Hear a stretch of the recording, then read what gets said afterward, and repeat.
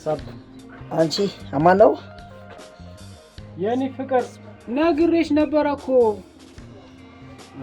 ፍቅር መኪናውን ለወንድሜ ሰጥቼ እኔ ፈርኒቸር ቤት እንደከፈኩ ነግሬሽ የለ እንዴ? ኧረ ፍቅር ኧረ ታሚ ለዛችኛው የመዳም ቀውም ነገራት እንዳይሆን ይኸውልህ አንተ ኩንታል አርፈህ ስራህን ስራ ብለናል። እዛም ክላስ ሰራ እንዴ? ሄሎ የኔ ፍቅር ወይዬ ፍቅር ኔትወርክ እኮ እየተቆራረጠች ነው። እሺ እና ፈርኒቸር ቤት እንደከፈትኩ እኮ አልነገርከኝም። ኧረ ፍቅር ነግሬሻለሁ። ምናልባት ስራ በዝቶብሽ ረስተሽ እንዳይሆን። ምናልባት ይሆናል። የመዳም ቤት ስራ እኮ እንኳን ይሄን ሌላ ያስረሳል። ታዲያ ስራ እንዴት ነው? ስራ ምንም አይልም እባክሽ። ምን በቃ አሁን ላይ አየሩ ብዙም አይደለም፣ አይሸጥም። ይሄ አልጋ ቁም ሳጥን ብታይ በቃ የሬሳ ሳጥን ደግሞ የሚሞስ የለም ብታይ ምን በጣም የሚያስጠላው በቃ እና ይሄ እቃዎች በጣም ብዙ ብር ይዘው ተቀምጠውብኛል። አይዞህ ፍቅር በርታልኝ፣ እኔ ከጎን አለሁ። እሺ ፍቅር፣ ዋናው አንቺ ከጎኔ እንድትሆኚ ነው ፈልገው። አያሳስብክ፣ ሁልጊዜ ከጎን ነኝ። እና ሁኔት ነው ስራ ቦታ ነህ? አዎ ብድር አለብኝና እሱን ለመክፈል ሄጄ ነው። የምን ብድር? ለስራ የሚያስፈልጉ እቃዎች አሉ አይደል? እነሱን ደግሞ በብድር ነበር ያመጣኋቸውና እሱን ለመሸፈን ሄጄ ነው። ኧረ ታሚ በዚህ በጠራራ ፀሐይ ሚስማር እንዳታዘንብብኝ። ከማን እንደዚህ ትጋተተኝ? አራን እንዳንተ ሄሎ የኔ ፍቅር ወይዬ ፍቅር፣ አዎ ያለብኝን ብድር እኮ እየጠየቅኩት። ስንት ነው ያለብኝ ብራዘር? 2500 250 ሺህ? አዎ 250 ሺህ። ኧረ አሁን ብራዘር 250 ሺህ ከየት አምጥቼ ነው የምሰጥህ? ባይሆን 100 ልስጥና ሌላው እቃው ሲሸጥ እሰጥሃለሁኝ። በእናትህ ያስፈልገኛል። ከየትም ብለህ 200 አንጣሽ። አሁን ሌላ 100 ሺህ ከየት አምጥቼ ነው የምሰጥህ? በእናትህ ብራዘር ተባበረኝ። ምንድነው? ግባበታ፣ ናና ግባበት፣ ስራበት አንተ እንግዲህ። በቃ እሺ፣ የሚያበድረኝ ሰው ካገኘሁኝ አመጣልሃለሁ። ስማኝማ፣ እኔ ብሩን የምታገኝበት መንገድ ላመቻችልህ። ትንሽ ጊዜ በለው። የኔዎች አፊ ቁርጥ ይበልልሽ። የኔ ባትሆኒ ቆጨኝ ነበረ። ወንድሜዋ በእናትህ ትንሽ ጊዜ ስጠኝ። ምንም ችግር የለውም። በቃ የ3 ቀን ጊዜ እሰጥሃለሁ። የኔ ፍቅር 3 ቀን ሰጥቶኛል። በዚህ ጊዜ ውስጥ ማመቻቸት ትችያለሽ? እሺ የቻልኩትን እሞክራለሁ። እሺ ፍቅር፣ በቃ እደውልልሻለሁኝ። እሺ ቾምቤዋ፣ በቃ ቡና እየጠጣሁ ልጠብቅህ። ዛሬ በቃ ተሳክቷል። በቃ ደስ ይለኛል። እኔም እንገናኛለን። ደብሮኛል። መጣሁ።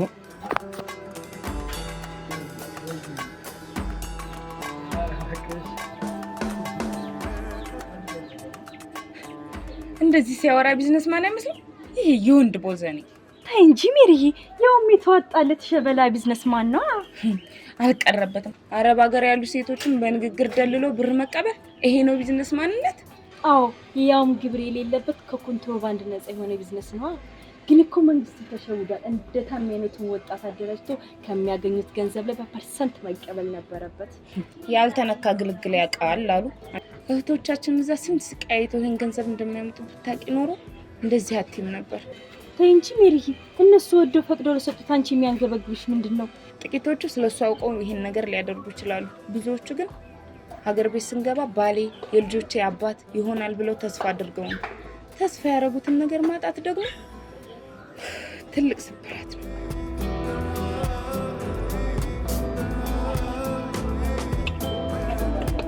ኧረ ታሚ፣ አቤት ዛሬ ሱቅ የመጣችው ልጅ ቻፓዋ ማናት? በእናት እባክህ አንተ አትሆንም። ለምንድን ነው ለኔ የማትሆነኝ? ኧረ ታሚ፣ ምንድነው እንደዚህ ጓ የምትለው? አረቂም ተቆሳስሮ አንድ መለቂያ 20 ብር ነው። ይኸውልህ አንተ ድብልብል አፈ ዘረዘረ ጠይበልሽ የተጠየቀውን ብቻ መልሰሽ። ኧረ ታሚ፣ እንደዛ አገላምጠኝ ይደብራል። እኔ እኮ ባህሪ ስለማውቀው እኮ ነው። አንተ የሚመቸኝ የቂስ እንጂ የቂስ ቻፓ አይመቸኝም። ለነገሩ ሁለቱንም ብታገኛ አጠይም አንቺ እና እንደሱ አትልም እንዴ? ምን እንደ ደብረ ሲና መንገድ ነገሩን ትጠመዘዋለህ? እኔ እኮ ሱልፍ ያልኩት ቻባላ ስትለኝ በቃ ገንዘብ ያለ መሰለኝ። በአንድ ድንጋይ ሁለት ወፍ ልመታ። አትሆንም ስልህ በምን ምክንያት መስሎሃል? የሆነች ኩስታራ ወይም ቀፋፋ መስለኝ ነው። ኧረ አይምሰልሽ። እኔም አልልሽም ታሚ፣ በብር ላይ ያለሽን አቋም እኮ ጠንቅቄ እኮ ነው የማውቀው። አህያ ቀሚስ ለብሳ ብትመጣ አትመሪም አንተ። ምን አባህ ነው ያልከው አንተ? ቁም ሳጥኖች። እኔ ታሚ ነኝ አህያ ቀሚስ ለብሳ ምጀነጅ ነው? ይኸውልህ አንተ ልጅ የሌለ እየተሳፈጥከኝ ነው። በእርግጫ ብዬ ጎርፍ በጎርፍ እንዳላደርገው ሰፈሩ። ኧረ ብሮ አታምር እንደዚህ። ደግሞ ምላስ ባጠፋ ሆዴ ምን ያርግህ? እንደዛ ከሆነ ምላስክን ተጠንቀቅ። ምላስክን ቆርጥልህና ዘንባባ ላይ ለጥፈዋለሁ። ከዛ በኋላ የጆምቤ ምላስ እያለ ወጭ ወራጁ መሳቂያ መሳለቂያ ትሆናለህ። ኧረ ታሚ ሼ ነው ካላጣ ቦታ ምላሴን ዘንባባ ላይ። ዘንባባ ስንት እንደደረሰ አታውቅም እንዴ? ባይሆን ለቅጣቷም ለክፍያዋም እንድትመጨለኝ መስኮቴ ላይ ለጠፍ ታደርጊልኛለሽ። እንደዛ ከሆነ ለምን ዝም አትልም? ይኸው ካሁን በኋላ ባወራ እንደሱ ይሻላል።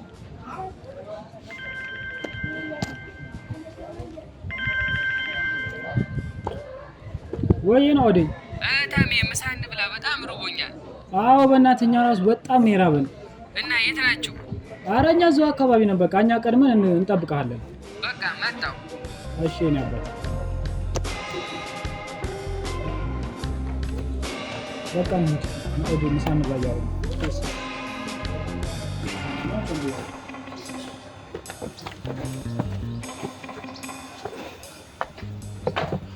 ሰላም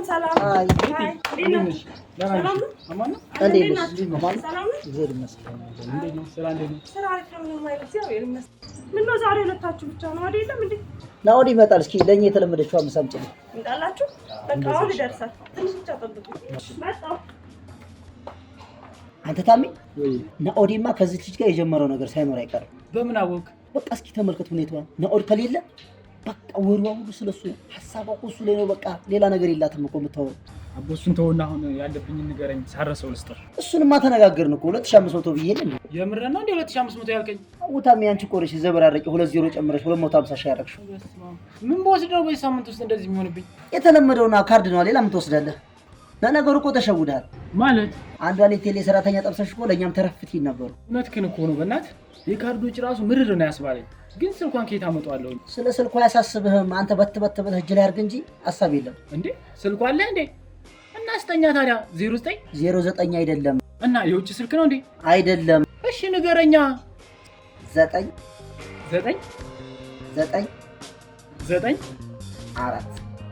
4 እደውል ነው አብራዘር። አቦ ወደዛ እግር የሚል ቀልድ ነው። ወደዛ ዳ ቾምቤ አንቺ ሳት ታሜ ይስኗ አማን አለሽ እንዴ ነው አለና ይመስገን። ታሜ ምን አዲስ አለ? ምን እባክህ ወፍ የለም። በጣም ነው የሚያስጠላው። ምን እሺ የሌለ ባነው ላልችኮቹ ማለት ምን ማለት አለው? እንድጀነጅናቸው እንጂ መላ እንድጠይቃቸው አይፈልጉም። አሃ ለቃ ማጠቢያነት ብቻ ነው የሚፈልጉሽ? እንዴው በቃ አሁን ላይ በጣም ነው የነቁት። እያወራቸው በቃ እቃቸውን ያጥባሉ፣ ቤታቸውን ያጸዱልሃል፣ ምግባቸውን ያበስላሉ። በቃ ባንተ ይደበሩብሃል። በጣም ነው የሚያስጠሉት። ምን ነው አሉ? ምን ተገኘ? ወይ ማን መከራቸው? የመከራቸውን ማባገኝ ምቅ አድርጌ ነበር የምገለው። ወይ ምንድን ነው የሚሉት? ማዋጮ በዝቶብናል፣ ቅድሚያ የምንሰጣቸው ትላልቅ ጉዳዮች አሉብን ነው የሚሉት። አቡ ይመቻቸው። ምን አልክ አንተ? ማለቴ መጋኛ ይምታቸው። ምን አለ ቢሰጡ። በቅርቡ ከዱባይ የመጣ ይቸከሳለች። ሰፈሯን አሾፍና መላመላ ትላታለህ። የምርህን ነው ናውዴ? ብቻ ግን እየሰከስከኝ እንዳይሆን። ቾምቤኒ ሰ አረ የሎ ሲያንሳህ በክሪክ ነው ወይስ በካሜራ? ወንድምህ አይደል? እሱ ራሱ ይምረጥልህ። አቡ ዝቤ በእናት መቼ ነው ምግብ የሚመጣው? 40 ዞል ቅዳሜ ሆነብኝ። የወዲህ ነገርማ ያሳስባል። ለመሆኑ ቤትዬ የለችም እንዴ? አለው ይሄው አምጥቻለሁ። ናውዴ መጣል ቤትዬ አዎ ደህና ነው አለው።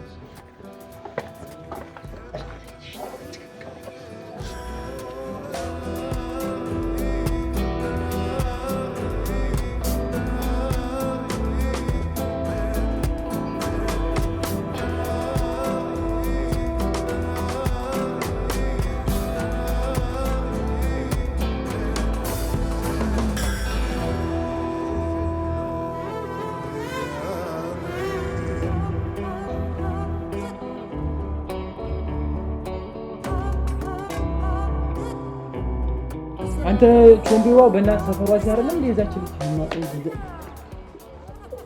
አረ ቾምቤ ናር ነኝ ቾምቤ። ሆይ አንተ ልጅ ግን አንድ ቀን በእጄ ሰበብ እንዳት እንዴ ቾምቤ አረጋጊው እንጂ ምንድነው? ናኦዴ ግን ምን ሆነ ነው እስካሁን የቆየኸው? ምን ከአንዱ ሸባ ጋር ስጋተት ነበረ። ባይኖር ኑሮ ምን ይባላል ብዬ ዞር ስል ፑ ይባላል ብሎ ደረቀመብሽ እንዴ? አዋ ግን እንዴት ታወቅ?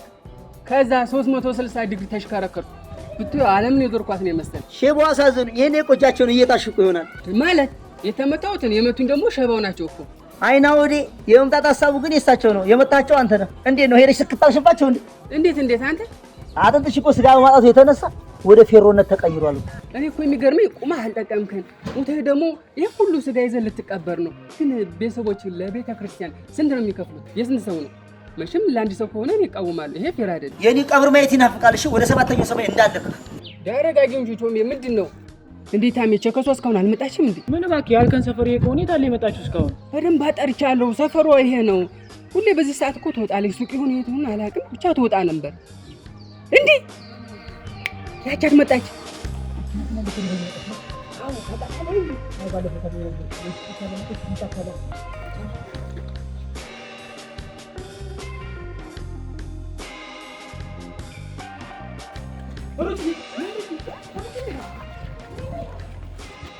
አሬ መሸወና ተረገመ እኮ ሰው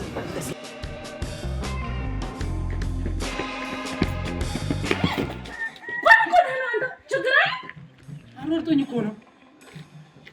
አሯርጦኝ? ማንም እኮ የለም። ማን ያሯሯጣ?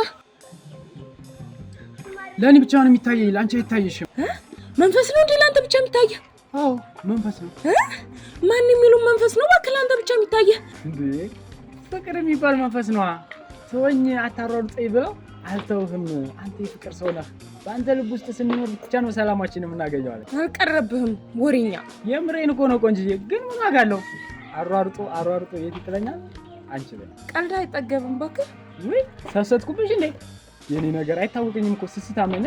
ምን ሆነ? ቀልዶቼ ነዋ። ባይሆን እንተዋወቅና ጥግብ እስከምትል አጉርስሽ። ኧረ ቆንጅዬ ትውቅም ጥራለሁ፣ እንተዋወቅ። ሜሪ ይባላል። ቋላ ማጣ ጣራታ። አሁን ገና ስለ ራስ በትክክል ተናገር። ማለት ውሸታም ነህ እያልሽ ነው እንዴ? አይ ልክ አሁን ራስህን እንዳስተዋወቀኝ ውስብስብና ግራ የምታጋባ ፍጥረት ነው እንዴ። ምናልባት ከኔ ጋር የተመሳሰለብሽ ሰው እንዳይኖር ብቻ። ማነህ ከኔ ጋር የተመሳሰልከው? ታምራት በቀል አይደለ? አረብ ጭራሽ እስከ አባቴ ጠራችው ስም ታስታውሳለህ? ከሆነ አመታቶች በፊት። አረ አላስታውስም። የወጋማ ይረሳል፣ የተወጋ ነው እንጂ። አሁንም አልገባኝም። ለምን ማለት የፈለግሽውን በግልጽ አትነግሪኝም? መቼም ተመቻምችን አልነበረማ። አንድ ቦታ ሄደን ሻይ ቡና እናውራ። እሺ ደስ ይለኛል። እዚህ አካባቢ ግርግር የሌለበት ጭር ያለ ቦታ ታውቃለህ? አለው እዚህ ቅርብ ናት። በቃ ነው።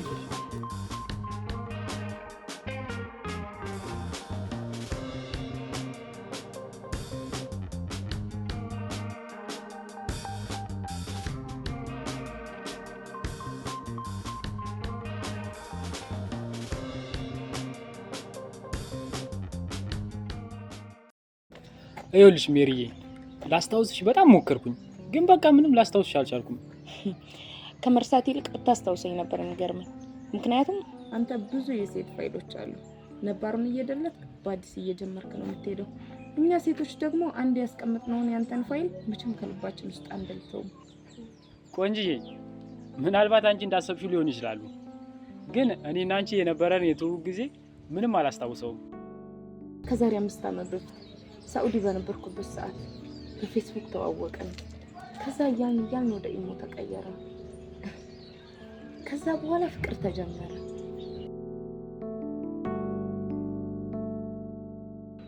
ቃላቶችና ቁንጅናህን በመጠቀም እኔም በፍቅር ክንፍ ካደረከኝ በኋላ በሰበብ አስባቡ ስራ መስሪያ እያልክ ብዙ ገንዘብ ተቀበልከኝ። ከዛ በኋላ አንተ በሽቀላ እኔ ደግሞ በፍቅር ድፍና 1 ዓመት አስቆጠረ። አረ ታሜ መቼው በአንድ ቀን ትውቅ እኮ በሰላት። አረ በእናትህ ልጁማ አስማተኛ የሆነ ልጅ ነው። አንተ አለ እንጂ ከመመገብ ውጭ ምግብ እንኳን በደንብ ማብሰል ማችል ወንድ አሳማ። እንዴቾም ቢራ አይደብርሽም? እንደ ብራዘር ምንድነው? ከብዙ ጊዜያት በኋላ ወደ ሀገር ቤት ተመልሼ ስመጣ አንተን እንደጠበቅኩ አላገኘሁህም። ስደውልህ አታነሳም፣ ስጽፍልህ አትመልስም። በቃ እንደጠበቅኩ አላገኘሁህም። ያኔ እኔም ውስጤን የሆነ ስሜት ተሰማኝ። ሆኖም ግን እንዳታላልከኝና እንደሸወርከኝ አምኜ መቀበል አልቻልኩም። ምክንያቱም በጣም አፈቅራለሁ። በአንተ ላይ ተስፋ አድርጌ ነበር። ባሌ የልጆቼ አባት ትሆናለህ ብዬ ትልቅ ተስፋ አድርጌ ነበር። ስለአንተ ማጣራት ስጀምር፣ ሰዎችን ስጠይቅ አንተ ምን እንደሆንክ አወኩኝ። መታየት አይቀርም። እኔም አንድ ቀን ከርቀት አየሁ። አንተን ሳይ ስሜቴ ለሁለት ተከፈለ። አንደኛው ስሜቴ እቅፍ አርገሽ ናፍቆትሽን ተወጪ ይለኛል። አንደኛው ስሜቴ ደግሞ አርገሽ ግደው ይለኛል።